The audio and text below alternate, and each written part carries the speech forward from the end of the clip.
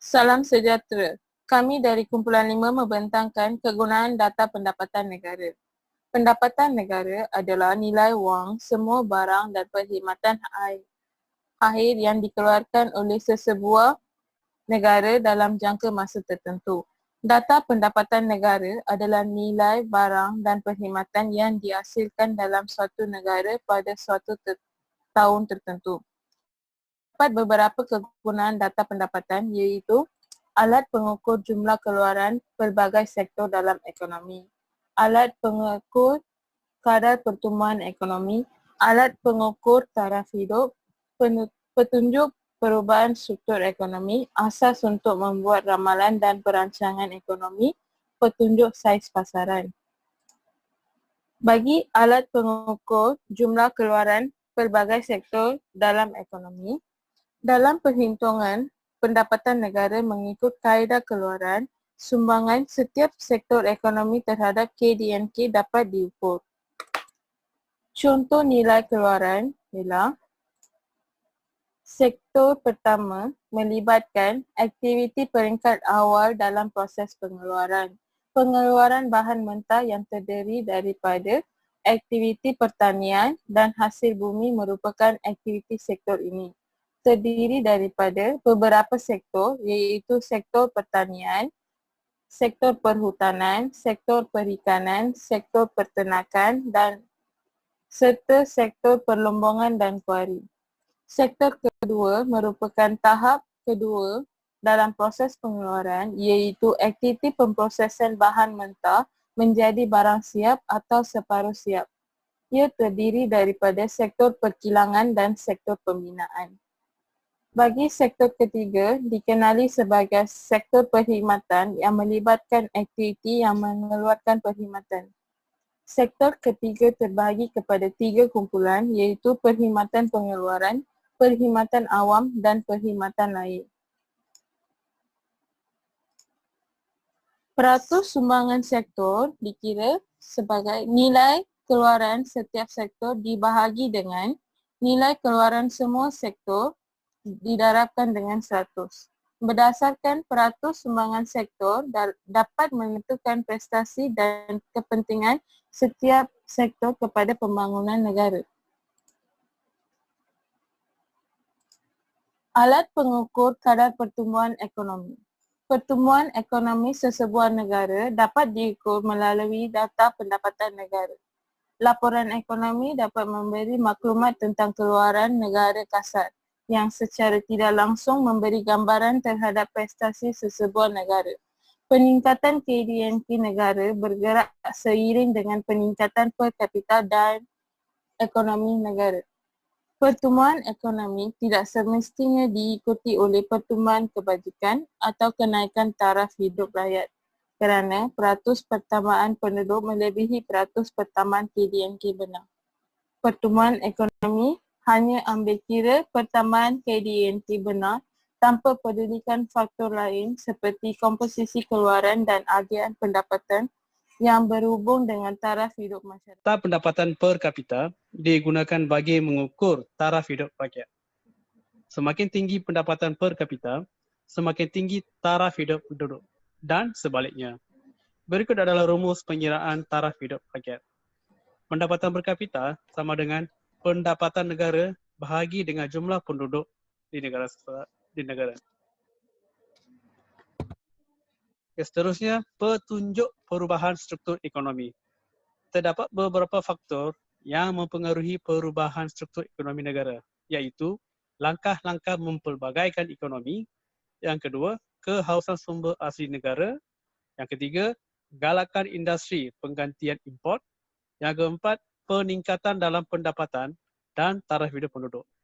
Terdapat juga kesan-kesan perubahan struktur ekonomi negara, seperti nombor 1, pelaburan asing. Pelaburan asing meningkat, sektor perkilangan semakin berkembang. Sektor perkhidmatan pula semakin meningkat dan pendapatan negara meningkat dan taraf hidup rakyat juga akan meningkat. Yang kedua, perkembangan sektor perkilangan. Industri elektronik dan tekstil merupakan industri utama dalam sektor perkilangan. Hasil perkembangannya telah banyak membuka peluang pekerjaan. Yang ketiga, perkembangan sektor perkhidmatan. Peningkatan yang tinggi terhadap perkhidmatan perhubungan kewangan dan pentadbiran adalah disebabkan oleh peningkatan pendapatan dan taraf hidup penduduk. Yang keempat, peluang pekerjaan. Perubahan struktur ekonomi kepada sektor kedua dan ketiga telah mewujudkan banyak peluang pekerjaan. Yang kelima, pendapatan negara. Peningkatan pendapatan negara banyak disumbangkan melalui sektor kedua dan ketiga serta penurunan import barangan pengguna melalui industri penggantian import. Yang keenam, taraf hidup. Banyak peluang pekerjaan diwujudkan di samping upaya yang menarik telah meningkatkan kuasa beli pengguna dan taraf hidup yang lebih baik. Seterusnya,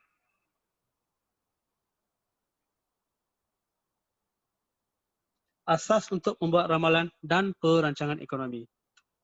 Data pendapatan negara pada masa ini dan masa lepas dapat memberi maklumat penting mengenai ciri-ciri kegiatan ekonomi. Dapat juga digunakan sebagai asas untuk membuat ramalan dan perancangan ekonomi pada masa depan. Contoh, wawasan 2030.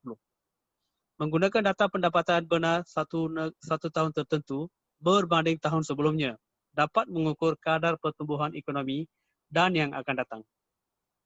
Ia juga akan memudahkan lagi perancangan yang lebih baik dalam ekonomi untuk meningkatkan lagi atau memajukan lagi ekonomi sesebuah negara. Dapat membuat perbandingan dengan negara lain dari segi pendapatan dan belajar dan menjana idea baru untuk menambahkan pendapatan dari negara lain. Serta untuk mengukur keupayaan negara untuk membayar hutang dan kos-kos untuk menjalankan negara. Seterusnya,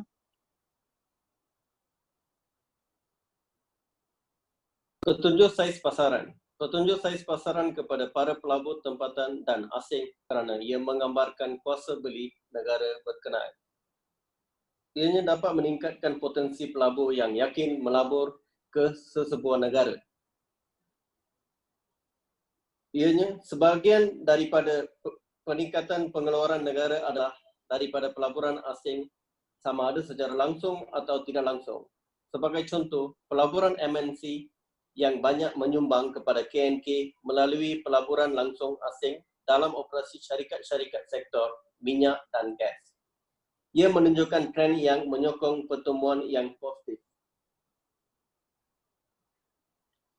Perkara yang diabaikan dalam pengiraan pendapatan negara dan seterusnya menyukarkan usaha membandingkan taraf hidup antara masa adalah yang pertama, perbezaan tingkat harga. Sebagai contoh, barang kegunaan harian.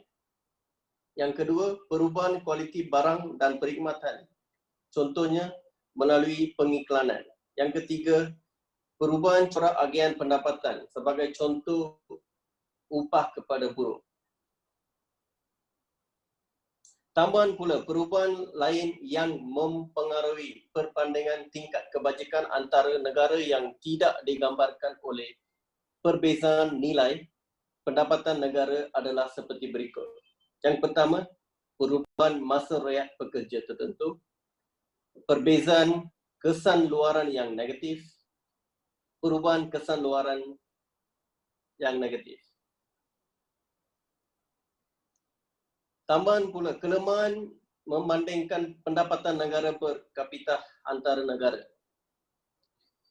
Terdapat masalah-masalah yang timbul semasa melakukan perbandingan tersebut antara negara maju dengan kurang maju adalah seperti berikut. Yang pertama, perbezaan komposisi keluaran negara. Yang kedua, perbezaan penaksiran komponen pendapatan negara. Yang ketiga, perbezaan tingkat harga umum. Yang keempat, perbezaan jumlah kegiatan produktif yang tidak dibayar dengan wang. Yang kelima, perbezaan corak agian pendapatan. Yang keenam, perbezaan nilai mata wang. Yang ketujuh, perbezaan iklim dan perbelanjaan di antara negara. Terdapat faktor lain yang mempengaruhi perbandingan tingkat kebajikan antara negara yang tidak digambarkan oleh perbezaan nilai pendapatan negara adalah yang pertama, perbezaan masa rehat yang dinikmati oleh sesuatu pekerja. Yang kedua, perbezaan kesan luaran yang negatif. Yang ketiga, perbezaan kestabilan politik dan sosial. Thank you.